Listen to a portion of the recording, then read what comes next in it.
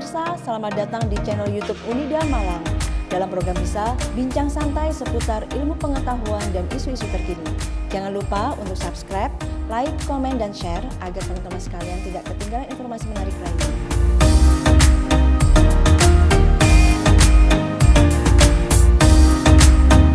Dalam bincang santai kita kali ini, kita akan membahas tema tentang teknik budidaya tanaman tomat untuk meningkatkan kandungan likopen. Telah hadir bersama kita narasumber yang berkompeten di bidangnya, yaitu Ibu Dr. Dwi Setiorini SPMP. Beliau adalah alumni dari Fakultas Pertanian Universitas Wisnuwardana Malang dan saat ini beliau aktif sebagai seorang peneliti di Pusat Riset Hortikultura dan Perkebunan Badan Riset dan Inovasi Nasional.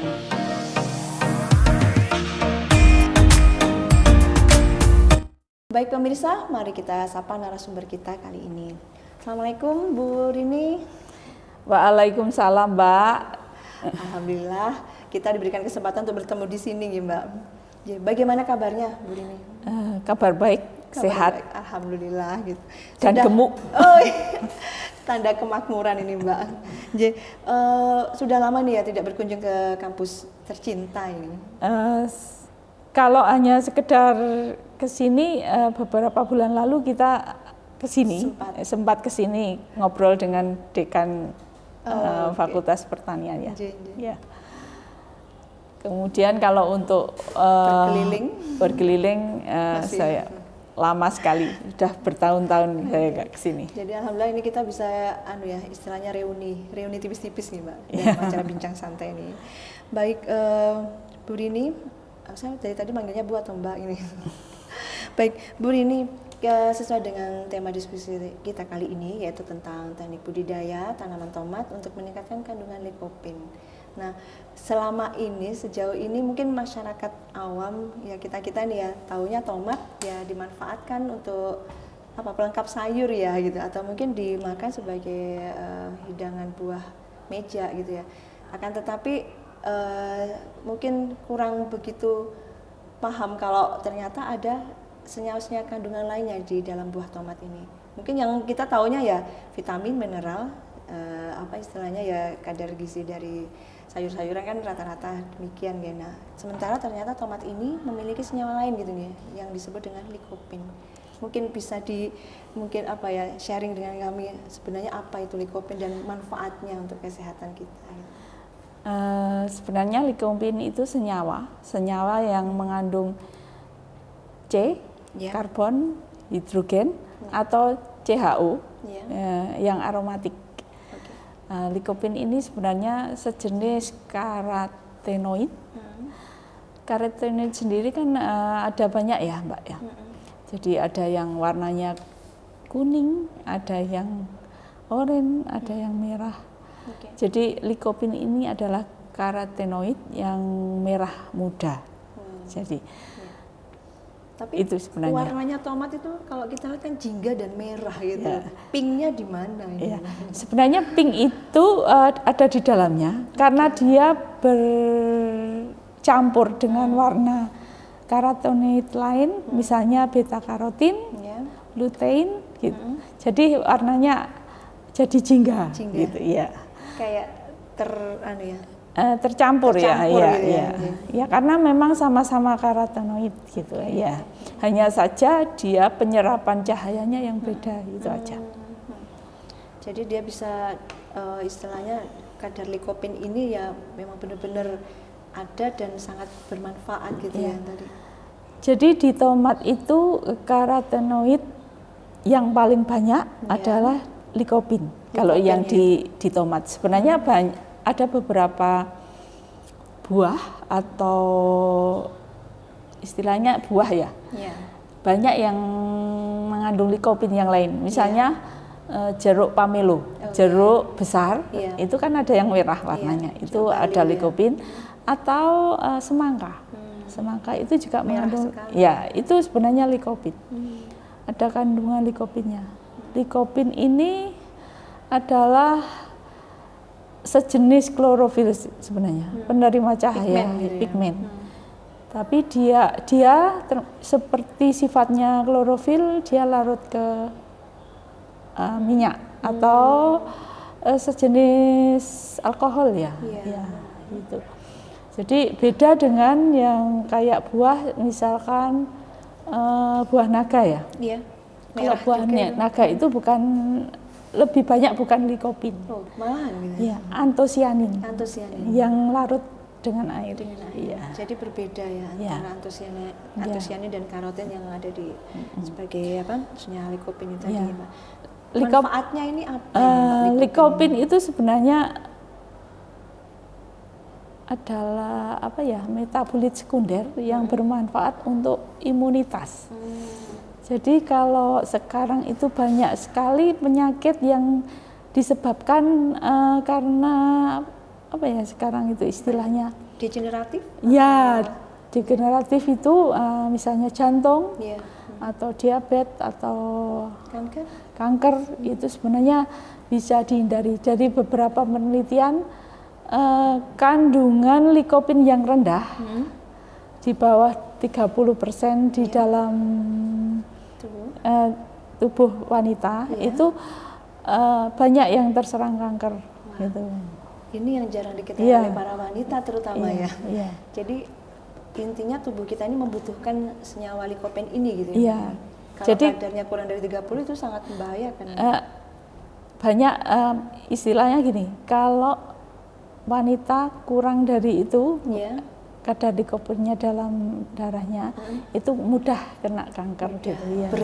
Beresiko tinggi ya. Ini yang penting ini ya. Jadi sangat menarik ya. Berarti apa ya, kadar likopen ini sudah kita ketahui tadi betapa besar manfaatnya ya, khususnya bagi para wanita dan juga ya seluruh masyarakat juga ya gitu.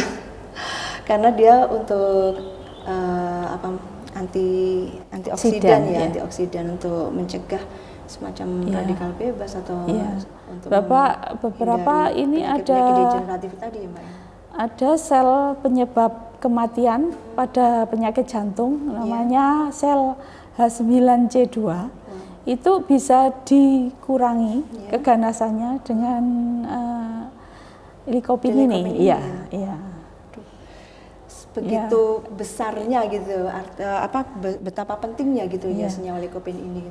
Cuman memang banyak yang belum tahu. Jadi ibaratnya gini ya, karena kita selama ini memang taunya dari sumber-sumber dia tuh sebagai sumber gizi gitu ya, nutrisi untuk vitamin dan mineral, ternyata juga ada senyawa lain yang sangat penting sekali bagi kesehatan tubuh manusia gitu Mbak. Nah, berarti ini kalau misalnya untuk meningkatkan kadar likopen itu otomatis apakah ada beberapa teknik atau cara yang mungkin selama ini kalau bagi para pemroduksi tanaman tomat ya, khususnya petani mungkin ya melaksanakan budidaya ya untuk mungkin tujuan utama apa seperti produksi gitu ya Mbak.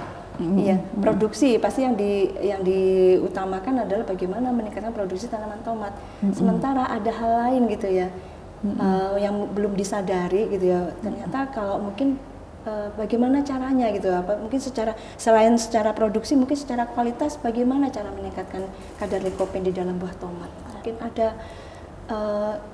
tentang teknik-teknik tertentu gitu. Sebenarnya kalau dari sisi budidaya itu kan banyak ya Mbak ya. Yang pertama adalah misalnya kita memilih varietas yang mau digunakan aja itu sudah merupakan salah satu pilihan untuk meningkatkan kandungan likopin. Misalnya kita memilih jenis yang warnanya merah. Jelas kalau warnanya merah itu ada kandungan likopinnya. Pasti itu ya. Ya, kalau kuning lebih ke arah beta karotin kayak gitu. Untuk jenis-jenis tomat yang kecil atau cherry ya istilahnya itu ada tomat cherry itu ya. Tomat cherry, terutama tomat cherry yang merah, itu biasanya mempunyai kandungan likopin lebih tinggi per gramnya ya daripada tomat buah yang lain atau tomat sayur yang lain. Ada juga tomat sekarang kan banyak dikembangkan tomat yang warnanya ungu. Ada ungu, juga yang ungu. Tetapi ungu pun tidak selalu tidak mengandung likopin gitu kan. Ada yang tinggi, ada yang rendah. Walaupun sama-sama ungu gitu. Sama-sama ungunya. Jadi semua itu karena likopin itu ada beberapa faktor yang mempengaruhi. Jadi kalau secara genetis bisa istilahnya ditingkatkan dengan cara pemuliaan yang modern, misalnya disisipkan dengan gen yang mempunyai kandungan likopin yang tinggi kayak gitu. Yang pertama itu. Yang kedua bisa saja dengan penggunaan pupuk, bisa juga. Pupuk yang mengandung misalkan yang kandungan C-nya atau ada kandungan K atau kandungan Mg-nya gitu kan, itu meningkatkan metabolisme tanaman, jadi bisa meningkatkan kandungan likopinnya juga. Tapi yang banyak adalah pupuk yang bisa menyerap air, karena likopin itu ada hubungannya dengan kandungan air tanaman gitu ya. Jadi kalau misalkan aja ya, pengaruhnya ini misalkan budidaya yang lain adalah untuk naungan. Tomat yang dinaungi 25% sampai 30% itu biasanya kandungan likopinnya meningkat daripada tomat yang di luar. Di luar artinya mendapatkan pencahayaan penuh gitu? Penuh, iya. Tomat itu cenderung nanti buahnya suram kalau terlalu tinggi pencahayaan. Ya.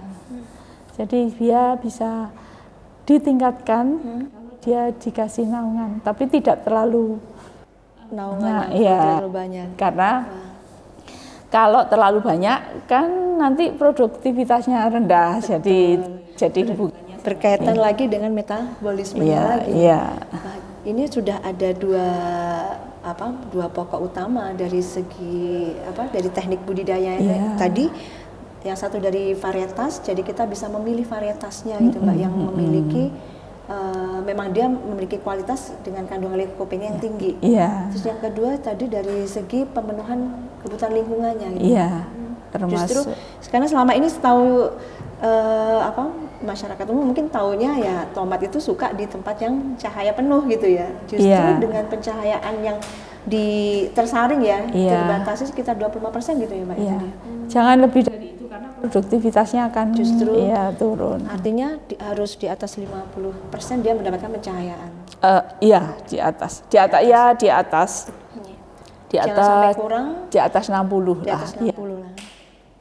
Kemarin penelitian saya itu kisarannya itu yang bagus itu 20 sampai 30 lah gitu ya. 20 sampai 30 ternaungi. Artinya dia masih mendapatkan pencahayaan sekitar 70. 75%. Atau 80%. Itu kadar likopinnya lebih tinggi. Lebih tinggi dibanding dengan yang mendapatkan pencahayaan penuh. Ini mungkin jadi benar-benar ilmu baru gitu ya bagi para pemproduksi tanaman tomat gitu. Kemarin pencahayaan pun kualitas cahaya itu sebenarnya berpengaruh juga. Kemarin kita juga mencoba memberikan naungan dengan warna yang berbeda. Ternyata yang warnanya merah itu kadar likopinnya justru lebih tinggi. Tapi ternyata itu ada hubungannya dengan intensitas, karena waktu itu penaungan warna merah itu intensitas yang masuk itu sekitar 25-an, 26. Gitu. Jadi itu sebenarnya ada hubungannya dengan terkait dengan intensitas dan juga kualitas itu. Itu diperbandingkan dengan warna-warna penyaring apa saja itu Mbak selain warna merah? Untuk penaungannya itu ya? Iya, kemarin warna-warni sih, merah, kuning, hijau. Jadi, seperti pelangi. Dari sekian warna penyaring cahaya yang dipaparkan kepada tanaman itu lebih bagus yang berwarna merah. Iya, karena persentasenya sama dengan penaungan yang 20. mengabaikan warna gitu ya, 25-26%. Dari bahan apa itu? Kemarin kita pakai plastik biasa. Pakai plastik? Iya. Plastik semacam kayak kresek atau? Enggak. Paranet yang jadi berwarna. Gini, kalau pakai plastik biasa biasanya kurang kuat untuk kena cahaya matahari, itu kan bisa merusak ya. Udah lebih rusak. ya kemarin itu akhirnya kita menggunakan double. Jadi UV, plastik UV di dalamnya dilapisi dengan plastik warna-warni tadi. Iya. Oke. Yeah. Ini jadi tambahan ilmu gitu ya untuk membudidayakan tanaman tomat, bisa menggunakan penyaring intensitas radiasi dan juga kualitas radiasi matahari itu sendiri dengan menggunakan tadi penyaring radiasi matahari dari warna merah gitu. Iya, iya. Baik, Mbak. Sangat menarik ini. Selain itu tadi dari dua macam teknik budidayanya nih, Mbak, untuk yang bisa diterapkan. Mungkin barangkali ada teknik budidaya yang lain. Kemudian yang ketiga tadi pupuk ya. Iya. Pupuk dengan kadar K, karena K itu CA, cenderung C dan S. Sebenarnya C itu kan dari udara ya, karbon ya. Iya. Karbon ya untuk proses metabolisme. Iya, karena kandungan likopin itu CHO gitu. Sebenarnya hidrogen kan air ya gitu kan. Jadi pupuk-pupuk yang biasanya ada hubungannya dengan air, misalnya N sama K, ya itu cenderung dapat meningkatkan kandungan. Ya. Kemudian kalau untuk lingkungan itu cahaya. Ya. Suhu hanya suhu terlalu tinggi juga nggak bagus. Tidak karena bagus. Ya karena ya yang normal gitu. Ya, yang dalam kondisi yang bukan ekstrim gitu ya. Kalau tomat itu kan rata-rata yang bagus itu sebenarnya 29 ya, 26 29 kayak gitu. Lebih dari itu juga kurang bagus ya, gitu. Jadi dari faktor lingkungan itu sendiri juga mendukung, tadi dari faktor suhunya juga ya, suhu di lingkungan sekitar areal penanaman gitu ya, Mbak. Iya. Wah, jadi berarti harus ada kombinasi juga ya, jadi mulai dari pembelian varietas, pemberian pupuk, kemudian penyediaan kondisi lingkungan yang sesuai gitu ya. Tapi juga harus dipikirkan juga sama penyakit ya. Oh iya, nah ini yang penting juga. Sudah ditata, ternyata ada serangan gitu. Bagaimana itu? Supaya sebenarnya kemarin memang tetap terjaga gitu. Iya, sebenarnya kalau kita menggunakan plastik naungan itu sudah menurunkan sekitar 15% ya. Sekitar 15% cahaya. Jadi tinggal kita tambahi aja paranet misalnya untuk menghalau hama itu tadi. Iya. Atau yang jelas kalau kita tanam di rumah plastik itu jelas penyakit akan turun ya. Iya. Tapi kalau petani-petani kan biasanya nanamnya di outdoor luar. Jadi memang makanya penanaman di lahan yang terkendali di screenhouse itu biasanya lebih bagus kan daripada yang di luar. Kemudian yang misalkan penanaman di dataran rendah dan tinggi itu berbeda juga kandungan likopinnya. Ini faktor lingkungan juga nih. Iya, karena kalau di dataran tinggi itu lebih tinggi karena intensitasnya cahaya kan lebih rendah ya. Walaupun kualitas cahayanya tinggi, tapi intensitasnya karena mungkin banyak mendung ya. Itu jadi turun, ya itu meningkatkan kandungan likopinnya. Jadi yang di dataran tinggi itu lebih bagus untuk meningkatkan kadar likopennya. Iya. Jadi kombinasi lagi nih, varietas mana yang bisa tahan di dataran tinggi gitu ya, varietas dengan yang memiliki kandungan likopin tinggi dan dia juga teradaptasi di dataran tinggi juga. Iya. Semakin meningkatkan kadar likopin itu ya, Pak. Kemudian kalau secara sebenarnya kalau kita panen pun itu berpengaruh ke kandungan likopin. Oh gitu. Kalau kita memanen biasa atau bagaimana atau? Kalau memanennya itu kita terlalu muda, maksudnya belum masa fisiologis kayak gitu, kandungan likopin akan rendah juga. Kelewat masak belum tampak warnanya gitu, Mbak. Iya, kalau kelewat masak pun kandungan likopin akan rendah karena apa? Banyak yang terurai gitu kan. Iya. Kadang maksudnya orang taunya kalau lewat masak semakin merah, ya, belum tentu semakin tinggi kadar ya, likopenia. karena sudah banyak yang rusak gitu kan. Jadi ya yang bagus ya yang masak fisiologis kayak gitu. Iya, iya. Ya, maksudnya biasanya itu sekitar berapa ya? Maksimal itu sekitar 16 hari setelah petik itu kan maksimal gitu, maksudnya maksimal dia bagus kandungan. Jadi berkaitan dengan panen ini berarti kaitannya dengan umur panen. Iya. Jadi kalau umur panen ini yang harus kita pilih itu umur panen yang tepat gitu ya Mbak. Iya, biasanya 75% itu merah. 70% merah berarti masih ada campuran kuning? Iya, ada kuning. Ada kuningnya ya, itu. Tidak hijau yang jelas ya. Iya. Sebenarnya itu bukan masalah fisiologis ya, tapi petani sebaiknya panennya itu karena apa? Kalau dia kelewat dari itu lebih banyak merah. Rusak ya di jalan kayak gitu ya.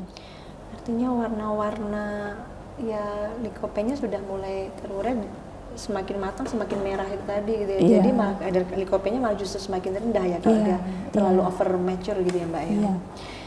Wah, sangat menarik ini ya. Karena ya tapi kalau biasanya memang untuk apa tujuan komersil memang biasanya petani kan memang tidak memetiknya tidak pada saat dia masak merah sekali ya. Jadi yang paling bagus memang disesuaikan 70% tadi ya. Ya, 75% biasanya yang dipilih petani untuk dipanen ya. Tapi sebenarnya nanti likopin tertinggi itu sekitar 7 hari setelah itu atau iya. Karena jadi kan sudah dulu sebelum dilepas ke pasaran gitu Mbak. Bukan, karena untuk konsumsi. Untuk konsumsi. Ya. Biasanya kan yang dikonsumsi kita kan yang merah sekali yang itu sebenarnya sudah masak yang merah tapi belum keriput. Ya, itu sebenarnya yang cukup tinggi ya. Likopinnya masih cukup tinggi gitu kan. Masih terlihat segar. Iya, tapi belum keriput gitu. Artinya jangan sampai memakan yang sudah keriput. Iya. Itu berarti sudah over mature sudah terlalu matang gitu ya. Baik, Mbak. Berarti ada kombinasi dari teknik budidaya tadi dengan pasca panen, dengan penentuan umur panen dan juga penanganan pasca panennya juga ya. Iya. Nah, kalau penanganan pasca panen ya itu tadi artinya harus didiamkan dulu. Sebenarnya kalau pasca panen tidak berpengaruh ya. Hanya umur kan, maksudnya umur setelah dipanen kayak gitu kan, lamanya gitu. Ketika dipetik itu masih sebenarnya sudah tinggi, tetapi belum maksimal gitu kayak. Jadi harus didiamkan dulu gitu, supaya dia semakin maksimal gitu. Tetapi jangan sampai keriput. Iya. Ini tambahan ilmu lagi nih Mbak ya. Ya, tapi kalau kita beli di pasar ya mungkin bisa diperkirakan itu tadi ya masih ada merahnya tapi tidak keriput gitu. Iya. Kan nggak mungkin kita tanya, Pak ini dipanen umur berapa gitu. Iya. Baik. Bu Rini ya.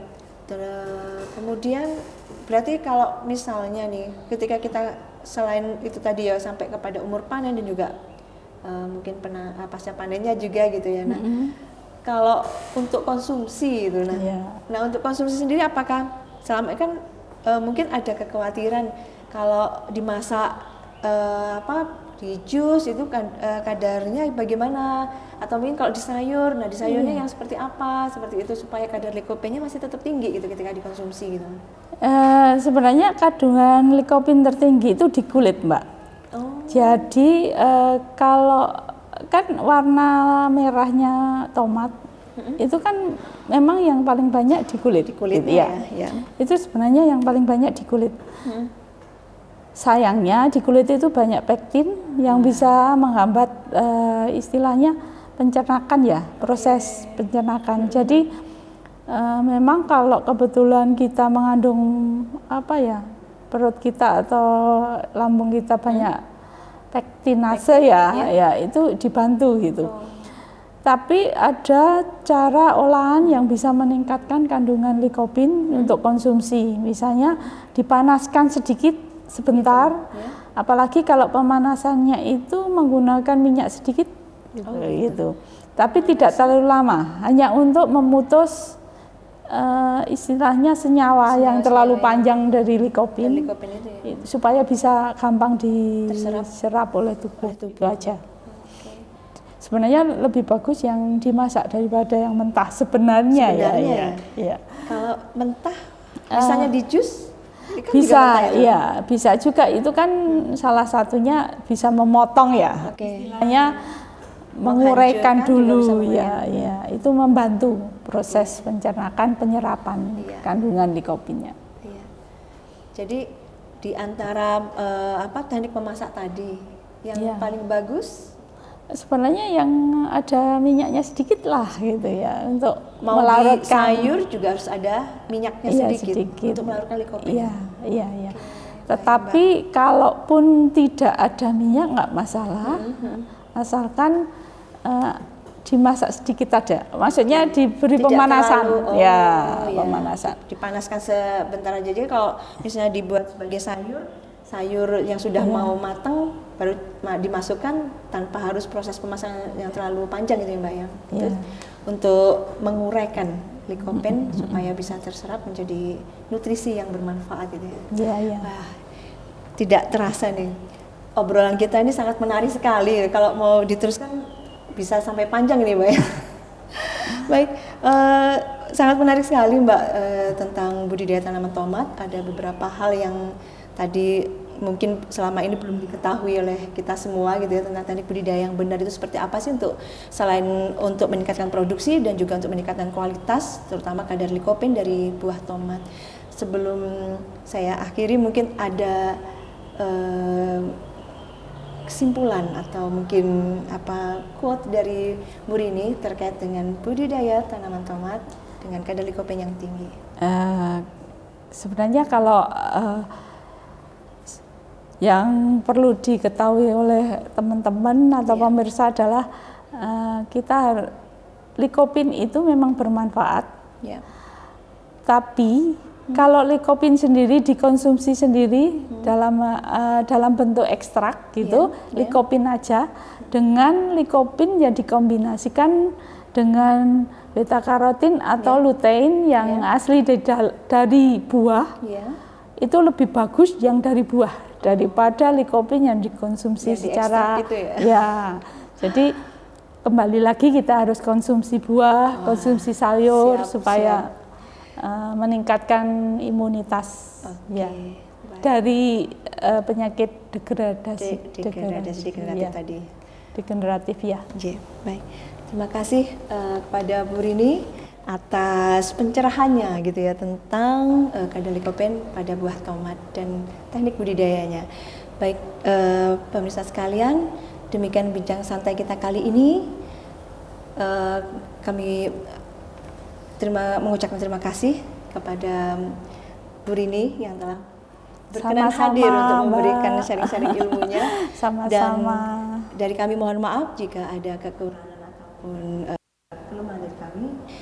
Semoga bermanfaat dan memberikan informasi yang penting bagi kita semuanya.